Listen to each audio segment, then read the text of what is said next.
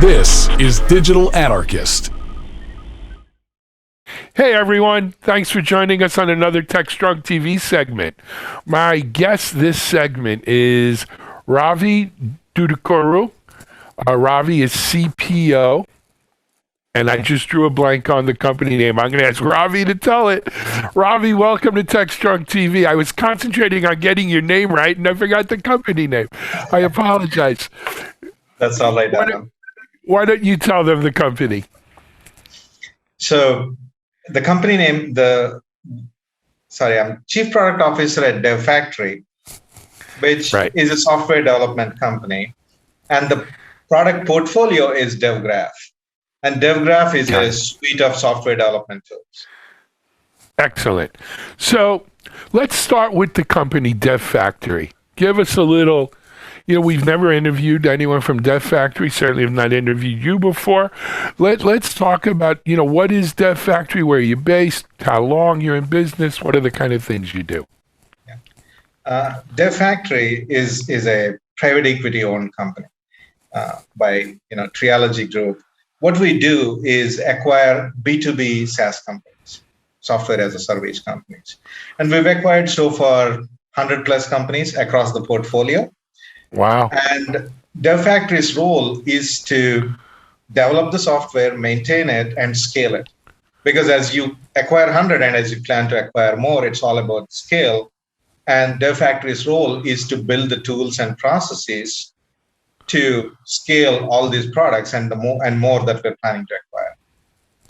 That's amazing. How long have you guys been at this? It's actually more than 10 years. I think 15 years is in total. 10 years have been very active in acquisitions, and it's like a short end of the tail. In past 5 years, we acquired 80% of those acquisitions happened in past 5 years. Wow. So if you've got, what did you say, about 100 acquisitions? It's actually 135 so far. That is amazing. I back in the .com days, I worked at a company. We were a roll-up in hosting and infrastructure, and we did 30 acquisitions in 36 months. And I know what a breakneck pace that was, right? That was like one a month. So I can only imagine 135 in 5 years is just, that's a big due diligence team right there doing that. I know what's involved in these closings and acquisitions. What about during COVID? Has the pace kept up during COVID, or have you guys kind of slowed down a bit with COVID? With COVID, we did, didn't slow down too much, but there was a general market slowdown. But even right before, until the COVID, we acquired so many companies that we had to integrate. So net of it, the pace kept going on. It's just that for first 9 months, I think it was a little slowdown, and then it's picking up again. Yeah, I think people just had to get used to the new reality, the new normal of it. And Ravi, give us an idea. They're SaaS-based B2B applications for the most part. Give us a range of what some of these are. It's actually the most interesting part from our audience perspective, right? Is these companies are, more than companies, let's focus on the product. These products come in different shapes. Some of them are truly on-prem. You got to install your SQL Server, you got to install C# and .NET Framework and all that stuff. And some of these come from, all the way up to the cloud. So there is a variation in the middle as well. The challenge here is when we acquire and onboard a product or portfolio, to run it as smoothly as possible. And we do anything from lift and shift the infrastructure to AWS, to sometimes rewriting the whole product in a cloud native format without any of the old stuff. And anything in between, with the whole goal of running it more efficiently, faster, and at scale. Understood. But in terms of functionality, what where are these enterprise level sort of functionality? Are they mid-level? I mean, they're B2B. I mean, what is, you know, what's the range there? So the real story, Alan, is it is all anywhere from medium business to enterprise. That's the target customer base. And the product vary across segments, all the way from CRM down to the project management systems to running stuff on containers like Engineered, which is a truly platform as a service. But that's where this whole concept of DevGraph comes into the picture. Because in order for us to scale internally, in order for us to run these things smoothly, we built a level of unified infrastructure, and we built a set of processes, and we built a set of tooling around all these products. So once you have a product, how do you onboard it and how do you run it smoothly? Tools, processes, and the infrastructure. So when you get these things right across 135 products, there is something that we can offer to the entire industry, or all the other people who are developing software. And that's what DevGraph is all about. For example, Engineered. We run our infrastructure on Engineered. It's a platform as a service. It abstracts a level of complexity away from AWS and helps you run the infrastructure smoothly. And we run our products on Engineered, for example. Then the second example we have is something called DevSpaces, which is truly your IDE, the integrated development environment, running in a container on the cloud in your browser. So that whenever somebody needs to touch a code, they don't have to go to Git, set up the whole local infrastructure, pull it and build it and all that. It's just you click one button on the browser, it opens your IDE, you finish your coding and be done. That's how we really scale. And that's the whole best practice we learned over years. We put together as a set of products that's called DevGraph. And it's super exciting. It's both on the development side and on the deployment side. We have tools on both sides. Understood. Excuse me. So DevGraph,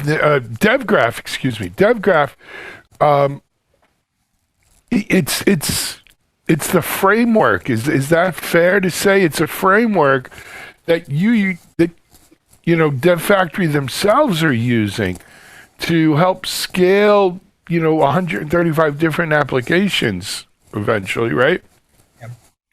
Across but though you're using it internally as such, you're also offering it as a product/service to the market as well. Yeah. So to be very clear, what we do internally is what we learned in order to build these products.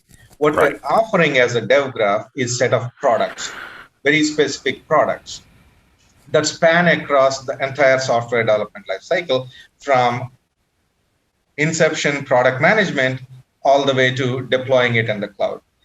For example, we have Fogbugs to start your project management.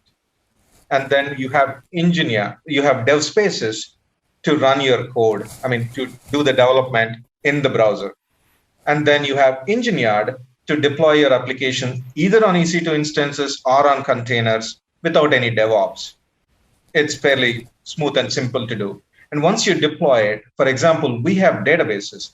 All our databases are run by one small team of 10 people centrally across all the products. And in order to achieve the level of performance we need on databases, we use our own product called Scalar, which does load balancing, query caching, all those performance enhancing, high availability features. And then once you are done with all that, the cloud cost is one thing we keep an eye on. We spend multiple $1 million on cloud on AWS bill every single year. One of the things we take seriously is how do we manage that at right scale. To manage that, we have a product called Cloud Fix, which goes and monitors your cloud infrastructure. The first thing it does is it identifies all the opportunities you have, whether you're over provisioning, you're storing too much.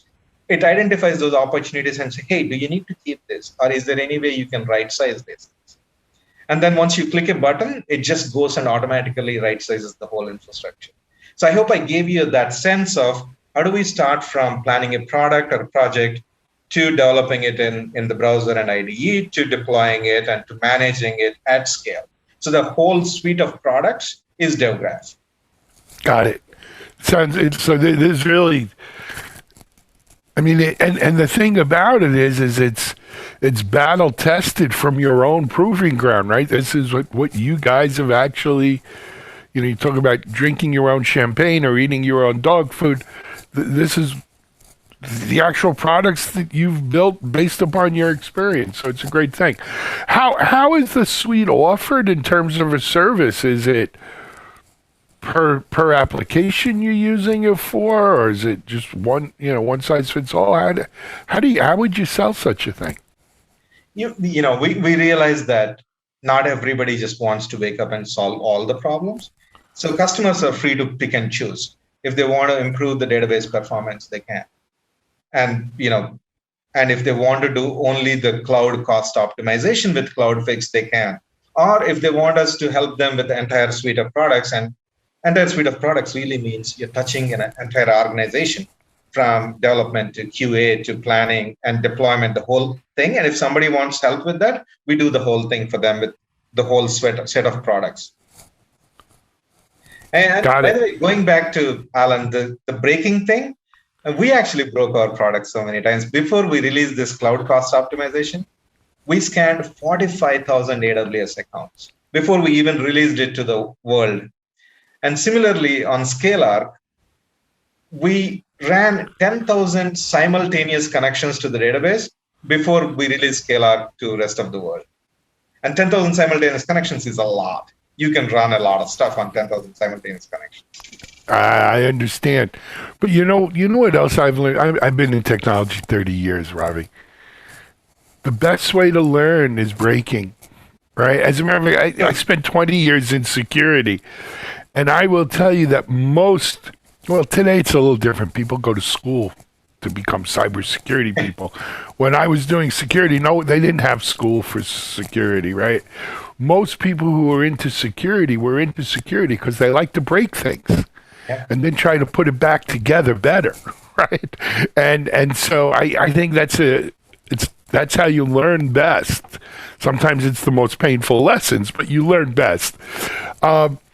We're almost out of time, but I wanted to, for people who want to get more information, where do they go? It's devgraph.com, DevGraph, devgraph.com. And we list all the products by software development stage.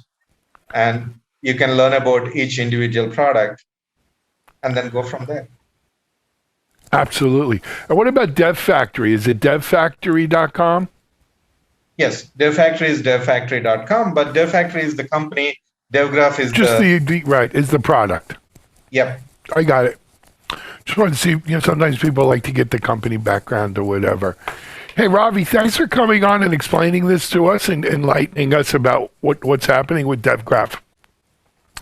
And there's some, I want to say household names, but in our industry anyway, household names there, like Engine Yard, etc. So keep us posted. It sounds fantastic. And thanks for joining us on TechStrong TV. Will do. Thanks a lot, Alan. Take care. Thank you. Okay. Ravi Duddukuru, the CPO, DevFactory, talking about DevGraph here on TechStrong TV. We're going to take a break and we'll be right back with our next guest.